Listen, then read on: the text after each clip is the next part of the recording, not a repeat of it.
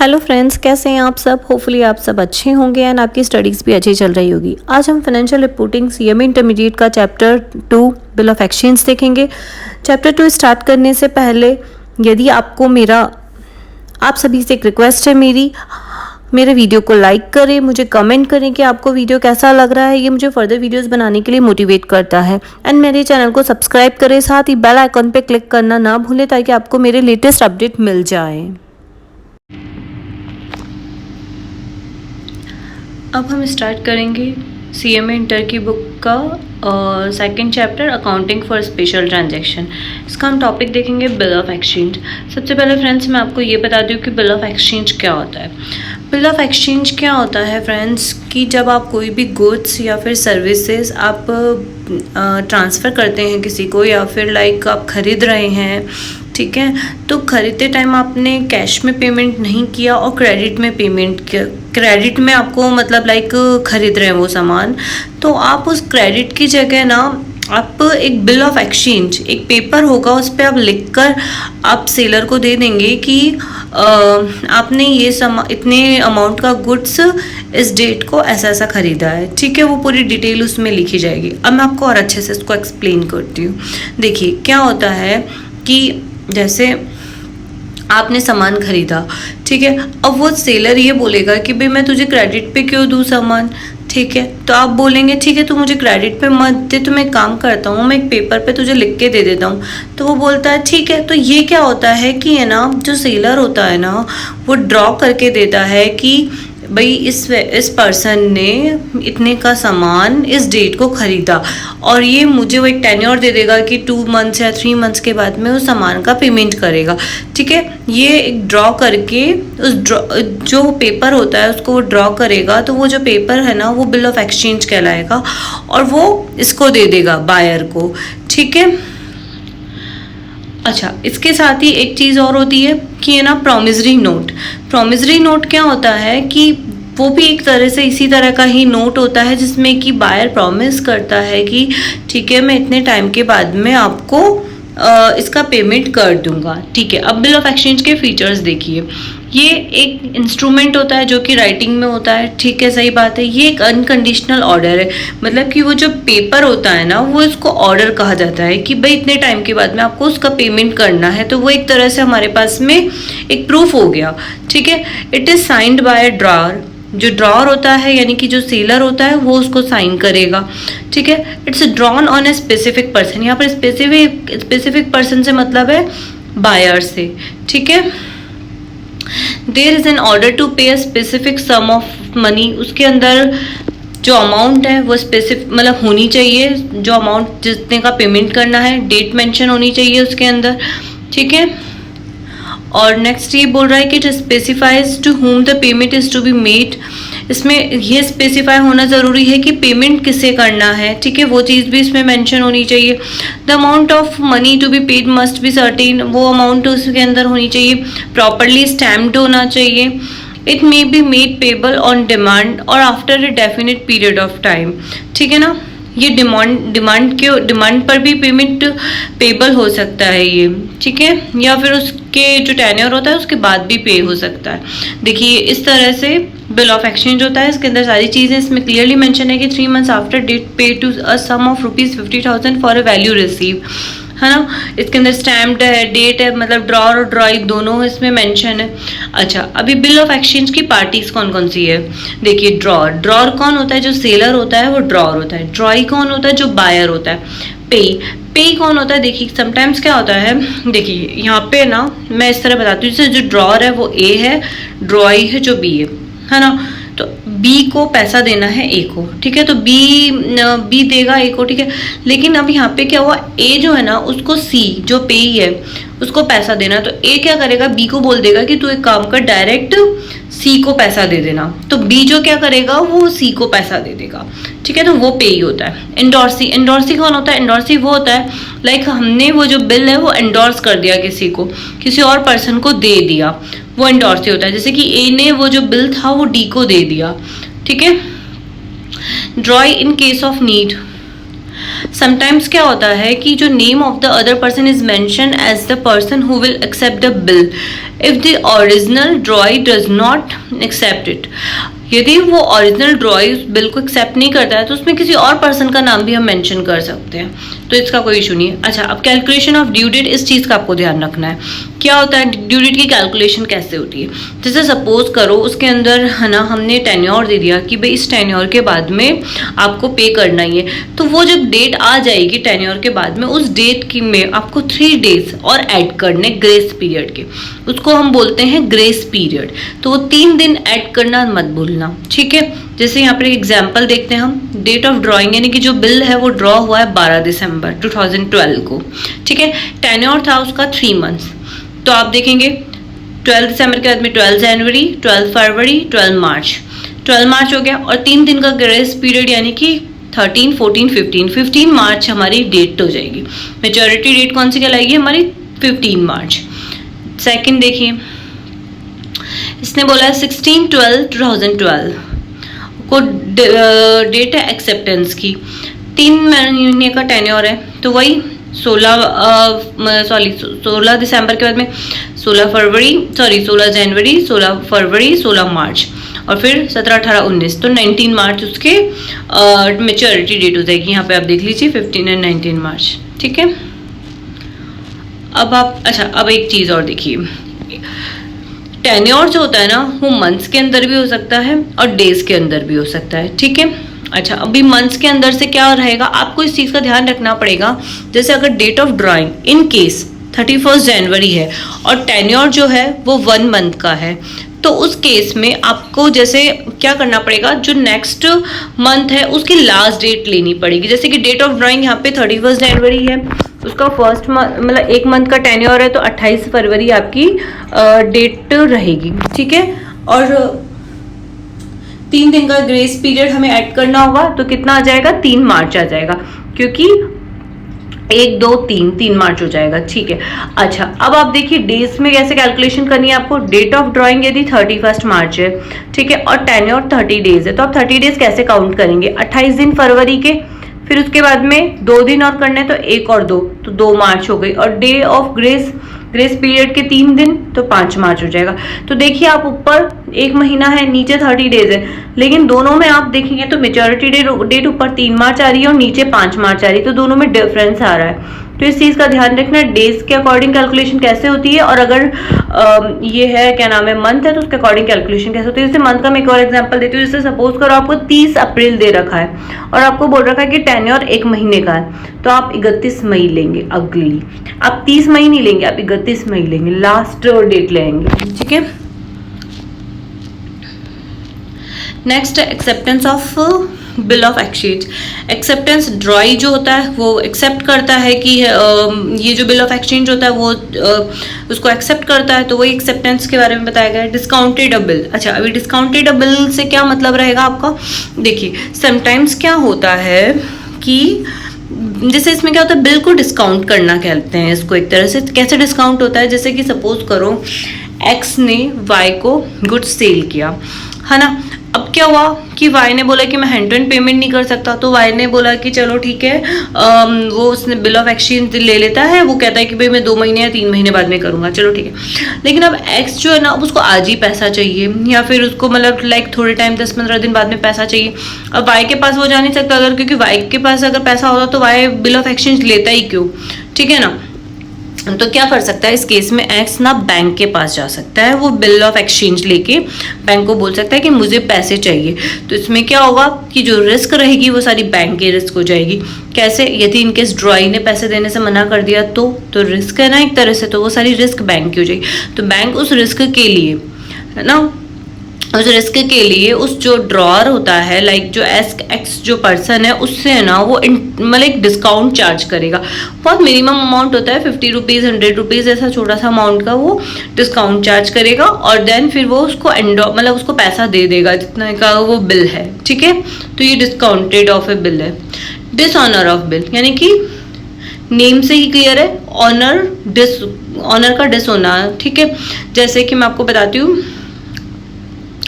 Bill dishonour जैसे क्या कैसे कैसे कह सकते हैं हम इसको, जैसे यदि ये भी ड्रॉई है, वो पैसे देने के लिए मना कर रहा है, मतलब वो बिल ही डिसऑनर कर रहा है, वो पैसे नहीं दे सकता, तो अब क्या होगा उस केस में? तो उस केस में क्या होगा, जो ड्रॉअर है ना वो जैसे उसने 3 महीने बाद में ड्रॉई ने पैसे देने से मना कर दिया, तो वो क्या करेगा, उसकी ना वो नोटरी पब्लिक में जाएगा, नोटरी पब्लिक में जाकर मतलब वो लीगल एक्शन लेगा एक तरह से उसका, कि है ना कि ये मुझे मतलब पैसा नहीं दे रहा है करके, ऐसे उसका कुछ नोटिंग चार्जेस भी रहेगा, तो वो वहां पे जाके इंटीमेट कर देगा इस चीज को। ठीक है,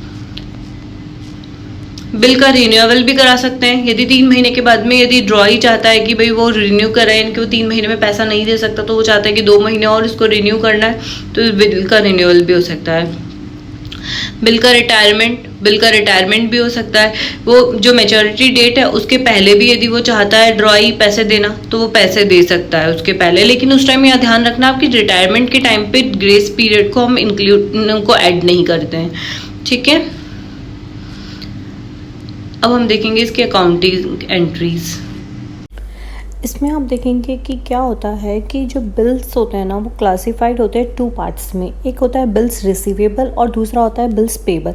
बिल्स रिसीवेबल किसके लिए, जो कि सेलर है, ठीक है, क्योंकि उसको क्या हो रहा है, बिल रिसीव होने वाला है, नेचुरल है ना, क्योंकि वो जो बिल है जो हम राइटिंग में, जो परचेज़र है जो राइटिंग में एक पेपर लिख कर देगा जो कि बिल कहलाएगा, वो रिसीव कौन करेगा, वो सेलर रिसीव करेगा, क्योंकि वो उस पेपर उसके पास पड़ा रहेगा टिल मेच्योरिटी डेट, जब तक वो मेच्योर नहीं हो जाता तब तक वो उसके पास पड़ा रहेगा।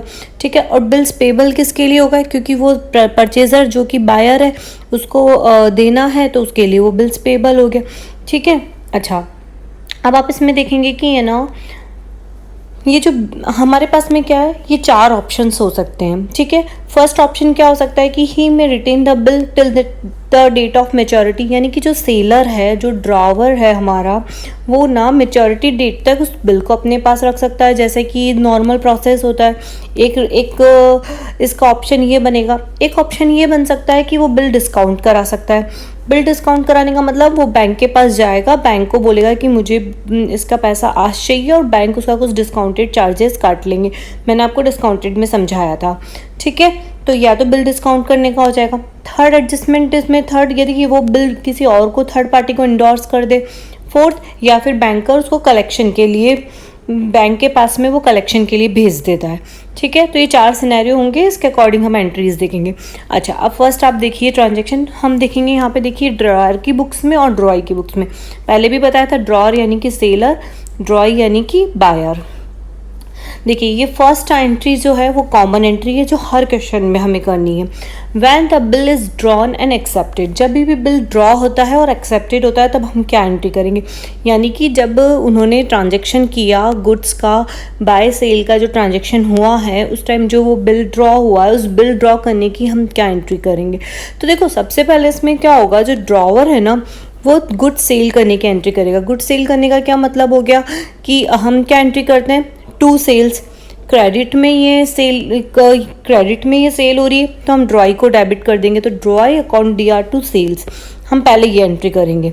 ठीक है, और ड्रॉई क्या एंट्री करेगा, परचेज, क्योंकि वो परचेज कर रहा है, purchase account DR to drawer. ठीक है, ये एक नॉर्मल सिनेरियो हो गया। लेकिन अब यहाँ पे क्या हो रहा है कि वो जो ड्रॉवर है वो क्या कर रहा है, उसकी जगह बिल रिसीव कर रहा है। ठीक है, मतलब उसको ना कैश कुछ भी रिसीव नहीं हो रहा, उसको बिल रिसीव हो रहा है। तो जब भी वो रिसीव हो रहा है तो बिल्स रिसीव को हम डेबिट कर देंगे। ठीक है, और किससे रिसीव हो रहा है, ड्रॉई से, तो टू ड्रॉई।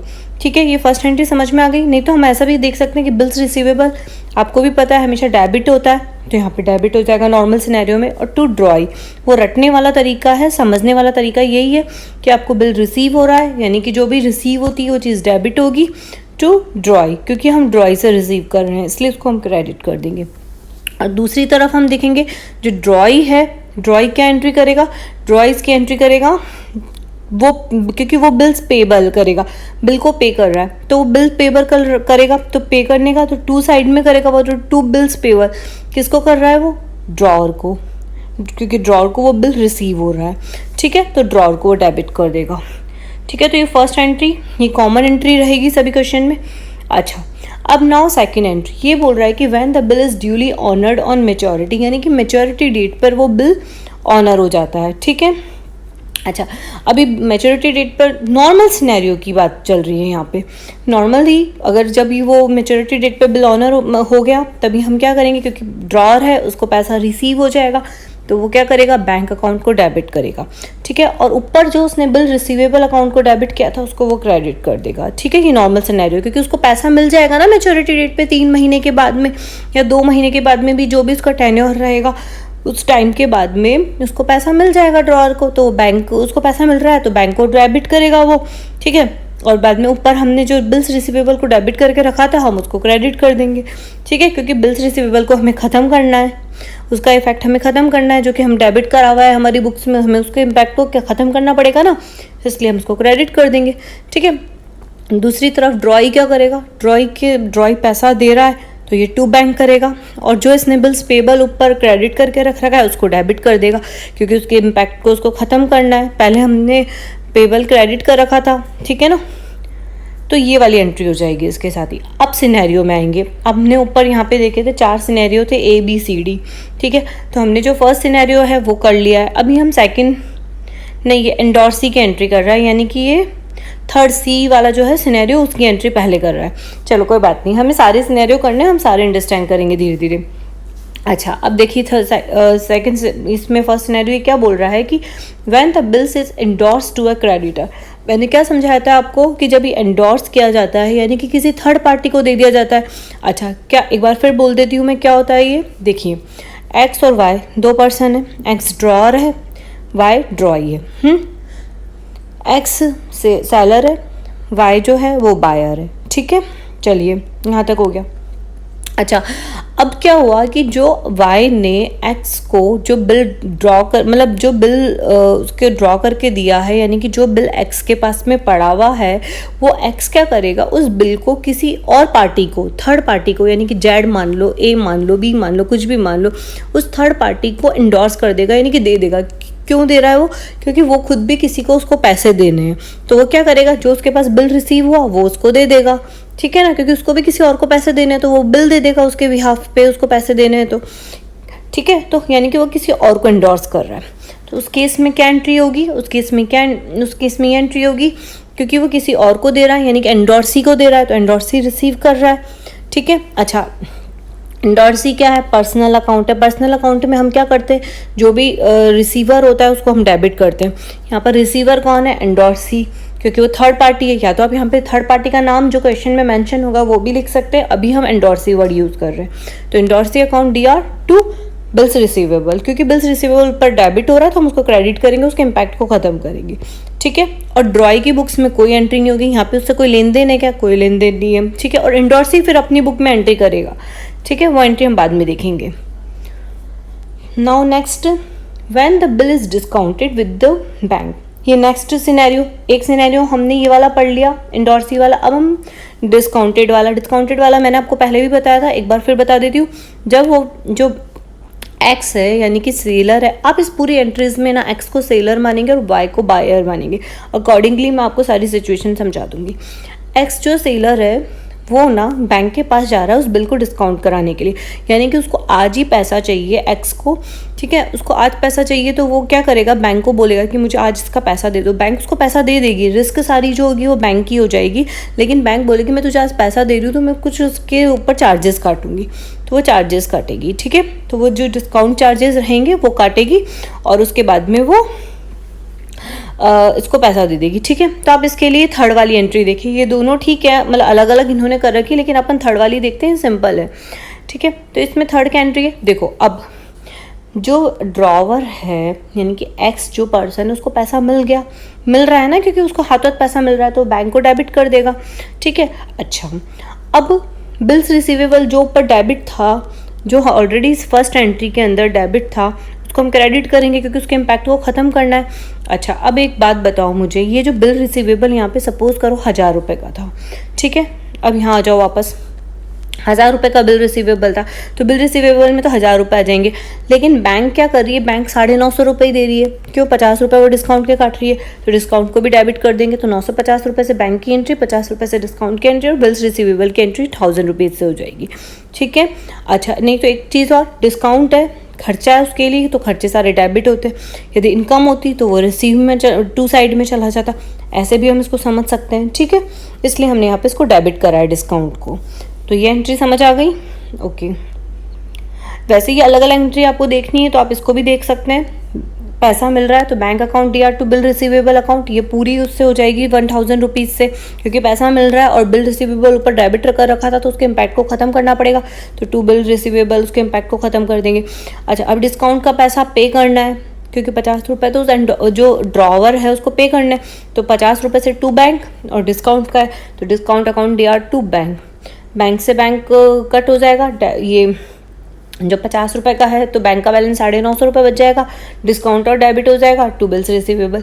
तो आप कैसे भी कर सकते हैं दोनों सिनेरियो। ठीक है, यहाँ पे ड्रॉई का कुछ काम है क्या? कोई काम नहीं, तो ड्रॉई की बुक में कोई एंट्री नहीं होगी। नेक्स्ट सिनेरियो, इसने ये बोला है कि when the bill is send to a bank for collection, यदि बिल जो है बैंक के पास में कलेक्शन के लिए सेंड भेजा जाता है तभी क्या एंट्री होगी। ठीक है, तो जब बिल भेजा जाता है, दो एंट्री होगी यहाँ पे। एक तो बिल भेजा गया है कलेक्शन के लिए और दूसरा bill is duly collected, bill collect हो गया है। ठीक है, तो देखिए जब कलेक्शन के लिए भेजा जा रहा है तब क्या एंट्री होगी, bills for collection account debit और टू बिल्स रिसीवेबल, क्योंकि बिल्स रिसीवेबल के इम्पैक्ट को हमें ख़त्म करना है इसलिए उसको क्रेडिट कर देंगे। ठीक है, और जब वो कलेक्ट हो जाता है तो बैंक क्योंकि पैसा मिल रहा है हमें, कलेक्ट हो रहा है, तो बैंक अकाउंट DR टू जो ऊपर बिल्स ऑफ कलेक्शन डेबिट कर रखा था उसको हम क्रेडिट कर देंगे। ठीक है, तो ये वाली एंट्री हो गई। नेक्स्ट देखिए आप, when the bill is retired before maturity. अच्छा, जब बिल रिटायर्ड करना है बिफोर मैच्योरिटी, मैंने क्या समझाया था, यदि ड्रॉई जो है वो चाहता है कि भाई उसके पास पैसा आ गया, उसने सपोज करो 3 महीने का पीरियड लिया था कि टेन्योर पीरियड था कि 3 महीने में पैसा देगा, लेकिन आज उसके पास पैसा आ गया 1 महीने के बाद ही, तो वो उसको बिल को मतलब रिटायर करना चाहता है। तो उस केस में क्या होगा, ड्रॉर जो रहेगा ना वो ड्रॉई को रिबेट देगा। ठीक है, यानी कि उसको उसका कंपनी चार्ज अच्छे, उसको ड्रॉई को पैसे मिलेंगे इस बात के, क्योंकि वो जल्दी पे कर रहा है। ठीक है, अब इस केस में देखिए क्या एंट्री होगी। देखो ड्रॉर को तो पैसा मिल रहा है, क्योंकि पैसा तो उसको मिल ही रहा है, वो 1 महीने पहले मिल रहा है, 2 महीने पहले मिल रहा है, बट पैसा मिल रहा है तो बैंक अकाउंट DR। ठीक है, to bills receivable, bills receivable जो डेबिट कर रखा था पहले हमने, उसको हम क्रेडिट कर देंगे। ठीक है, और फिर उसके बाद में डिस्काउंट को डेबिट क्यों कर रखा है, क्योंकि उसके लिए खर्चा है, ड्रॉर को पैसा देना है, खर्चा है उसके लिए, तो खर्चा सारा इसका डेबिट होगा। ठीक है, इसलिए हम यहाँ पे रिबेट बड़ी यूज़ करेंगे, तो रिबेट जो मिलेगी वो डेबिट हो जाएगी। ड्रॉई की बुक में क्या एंट्री होगी, देखिए ड्रॉई को पैसा देना है तो टू बैंक, ओके। उसके बाद में बिल्स पेबल, क्योंकि जो हमने पहले क्रेडिट कर रखा था बिल्स पेबल फर्स्ट एंट्री में, उसको हम डेबिट करेंगे। ठीक है, टू रिबेट, रिबेट क्यों इसके यहाँ पे क्रेडिट क्यों हुई, क्योंकि ड्रॉई को वो पैसा मिलेगा। पैसा क्यों मिल रहा है समझ आ रहा है ना, क्योंकि ड्रॉई जो है वाई जो है बायर जो है वो पहले ही पैसा चुका रहा है तो उसको फ़ायदा हो रहा है, पहले पैसा चुका रहा है तो उसको जो सेलर होगा यानी कि ड्रॉर जो होगा ना वो उसको एक रिबेट देगा, स्पेशल कंपनसेशन देगा कि तुम जल्दी से पैसा दे रहे हो तो ये लो तुम्हें कुछ पैसा मिलेगा। तो जो रिसीव हो रहा है इसको डिस्काउंट रिसीव हो रहा है, रिबेट रिसीव हो रही है, इसलिए हमने यहाँ पर इसको क्रेडिट किया है। Next entry, when the bill is dishonored, यदि बिल डिसऑनर हो रहा है। ठीक है, बिल डिसऑनर के केस में क्या करेंगे, जब भी मेच्योरिटी डेट मतलब यदि bill if retained by the drawer till maturity, यानी कि ड्रॉर जो है उस बिल को मेच्योरिटी डेट तक अपने पास में रखता है, तब क्या एंट्री होगी, देखिए तब ये एंट्री होगी, ड्रॉई को हम डेबिट करेंगे और बिल रिसीवेबल को हम क्रेडिट कर देंगे। ठीक है, यानी कि आप समझ रहे हैं ना, बिल डिसऑनर मैंने बताया था कि वो पैसा दे ही नहीं सकता, बिल ही डिसऑनर हो गया, यानी कि ड्रॉई जो बंदा है वो पैसा देने में असमर्थ है, वो पैसा नहीं दे पा रहा है, तो बिल को हमें ख़त्म करना पड़ेगा। तो जो बिल हमने पहले डेबिट कर रखा था हम उसको क्रेडिट कर देंगे और ड्रॉई को हम वापस डेबिट कर देंगे।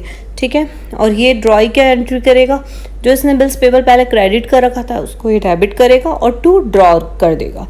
चलिए नेक्स्ट, यदि डिस्काउंटेड हुआ है बैंक को, यदि वो बिल ना, उस बंदे ने क्या किया था, ड्रॉवर ने यानी कि एक्स ने डिस्काउंट कर दिया था बैंक को, डिस्काउंट तो बैंक के पास पड़ा हुआ है वो बिल, ठीक है। तो अब उस बिहाफ में क्या करना पड़ेगा, उस बिहाफ में फिर ये पैसा इसको देना पड़ेगा ड्रॉवर को, क्योंकि अब वो पैसा ये नहीं दे पा रहा है, जो वाई है, जो ड्रॉई है, वो पैसा नहीं दे पा रहा है, ठीक है। तो बैंक को तो पैसा चाहिए भाई, बैंक तो ऐसा वो करेगा ही नहीं, तो बैंक को फिर पैसा कौन देगा, ये देगा ड्रॉवर टू बैंक, ये इसको पैसा देगा।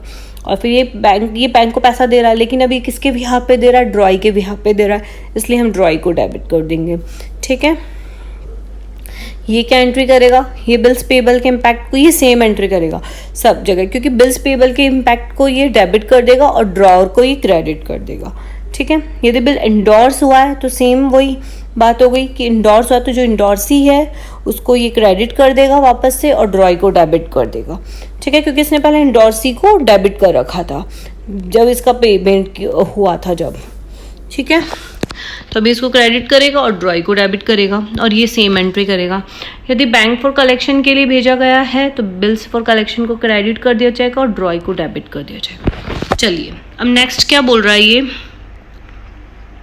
यदि when noting charges are paid on dishonoured bill, यदि अब क्या मैंने आपको क्या बताया था कि डिसऑनर्ड बिल के नोटिंग चार्जेस नोटरी पब्लिक को पे करे जाते हैं, क्यों, क्योंकि ये ना मान लो इन केस ऐसा रहा कि भाई बाद में वो तो ड्रॉई तो बोल देगा ना कि मैंने तो पैसा दे दिया था, तो उसके पास ड्रॉअर के पास सबूत होना चाहिए कि भाई मेरे को ड्रॉई ने 3 महीना जब मेरा मैच्योरिटी पीरियड खत्म हो गया था तो उसने मुझे कोई पैसा वैसा नहीं दिया था, ठीक है। तो वो क्या करेगा, उस टाइम नोटरी पब्लिक के पास जाएगा, उसको जाके बोलेगा कि भाई मेरे पास वो बिल दिखा देगा, जो स्टैम्प्ड बिल जो है, बिल रिसीवेबल जो उसके पास पड़ा हुआ है वो उसको नोटरी पब्लिक को दिखाएगा, बोलेगा कि इसने मुझे पैसा नहीं दिया है करके, तो ऐसा रहता है। तो उसके ऊपर वो कुछ नोटिंग चार्जेस पे करता है नोटरी पब्लिक को। कौन पे करता है, वो ड्रॉअर पे करता है, क्योंकि ड्रॉअर जाके कंप्लेन कर रहा है नोटरी पब्लिक में, ठीक है। तो जब वो पे कर रहा है तो टू बैंक, और वो डेबिट किसको करेगा, क्योंकि ड्रॉई को डेबिट करेगा, क्योंकि वो उसके माथे ही है ना, इसके ऊपर थोड़ा ना आएगा ड्रॉअर के ऊपर, ठीक है।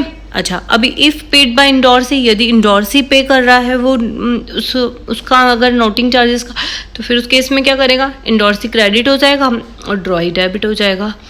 यदि बिल बैंक डिस्काउंटिंग हो रहा है उस केस में वापस ड्रॉई को डेबिट करेंगे और बैंक को क्रेडिट, मतलब बैंक क्योंकि वो पैसा दे रहा है तो टू बैंक हो जाएगी।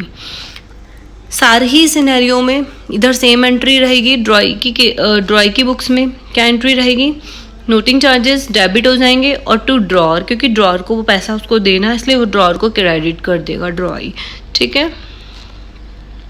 लास्ट सिनेरियो हमारा है, यदि बिल रिन्यू होता है तो क्या होगा, बिल रिन्यू होने के लिए हम क्या एंट्री करेंगे, तो देखिए बिल रिन्यू होने के लिए हम सबसे पहले पुराना जो बिल है उसको कैंसिल करेंगे। कैसे कैंसिल करेंगे, जो हमने पहले फर्स्ट एंट्री जो की थी हम उसकी रिवर्स एंट्री कर देंगे। फर्स्ट एंट्री हमने क्या की थी, bills receivable account DR to drawee की थी, हम यहाँ पे कैंसिल करके रिवर्स एंट्री क्या करेंगे, drawee account DR to bill receivable, और ये ड्रॉई क्या उल्टी एंट्री क्या करेगा, bills payable account DR to drawer account. इसने पहले क्या एंट्री की थी, drawer account DR to BP की थी, तो अभी ये क्या एंट्री कर देगा, BP account DR to drawers account. अच्छा, अब क्या है, देखो मेरी बात सुनो, ड्रॉई ने क्या किया था ना, 3 महीने के बाद में से 3 महीने का मैं एग्जाम्पल ले रही हूँ कि मैच्योरिटी पीरियड था, टेन्योर था सॉरी, तो उसने 3 महीने के बाद में वो आकर बोलता है ये ड्रॉई की है ना भाई, नहीं हमें तो एक्सटेंड करना है, ठीक है भाई। तो एक्सटेंड करने का फिर उसको कुछ इंटरेस्ट भी तो पे करना पड़ेगा ना, इसको तो इंटरेस्ट चार्ज करेगा ड्रॉअर, ठीक है। तो इंटरेस्ट की क्या एंट्री करेंगे हम, क्योंकि अभी देखो, अब मेरी बात सुनो, इसको ये जो बंदा है क्या नाम है इसका, ड्रॉवर, उसको इंटरेस्ट रिसीव हो रहा है और इंटरेस्ट देना किसको पड़ेगा, ड्रॉई को देना पड़ेगा, यानी कि बायर को देना पड़ेगा, ठीक है। तो अब जब इसको इंटरेस्ट रिसीव हो रहा है तो जब भी इंटरेस्ट रिसीव होगा तो टू इंटरेस्ट रिसीव हम एंट्री करेंगे, तो टू साइड में इंटरेस्ट रिसीव हो जाएगा और यहाँ पे डेबिट किसको कर देंगे, हम ड्रॉई को डेबिट कर देंगे। और इधर आप एंट्री देखेंगे ड्रॉई की बुक्स में क्या रहेगी, इंटरेस्ट इसको देना पड़ रहा है, इसके लिए खर्चा है, तो interest account debit to drawer. Next फिर बाद में हम न्यू वापस से बिल ड्रॉ करने की एंट्री करेंगे, जो कि हमने फर्स्ट एंट्री की थी वही सेम एंट्री वापस से बिल ड्रॉ करने की करेंगे, bill receivable account DR to drawee, और यहाँ पर एंट्री हो जाएगी drawers account DR to BP, ठीक है। तो ये मैंने सारी एंट्रीज आपको बता दी है, अकॉर्डिंगली अब हम इसके क्वेश्चंस करेंगे, ठीक है फ्रेंड्स। चलिए, ऑल द बेस्ट।